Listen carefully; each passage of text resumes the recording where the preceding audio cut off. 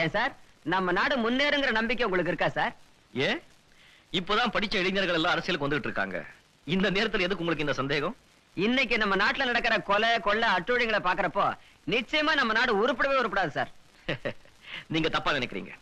ஸ்ரீகிருஷ்ணா கீதையிலே 4வது அத்தியாயத்துல சொல்லிருக்காரு, யதா யதா ஹி தர்மஸ்ய க்ளானிர் பவதி பாரத அபியுத்தனாம் அதர்மஸ்ய ததாத்மானாம் சுஜம்யஹம் பரித்ராணாய சாதுனாம் விநாசாய ச துஷ்கிருதாம் தர்ம சம்ஸ்தாபனார்த்தாய சம்பவாமி யுகே யுகேன். அதாவது எந்தெந்த காலத்துல தர்மம் அழிஞ்சி அதர்மம் தலை தூக்குதோ அப்பப்போ எல்லாம் நான் பிறந்து வருவேன்.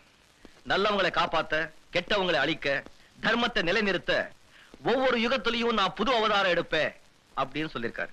அப்போ கெட்டவங்களை அழிக்கிறதுக்குவே கடவுள் மறுபடியும் அவதாரம் எடுத்து வருவார்னு நீங்க நம்புறீங்களா சார்? நம்பித்தான் ஆகணும். கடவுள் சில காரியங்களை தானே செய்யறார்.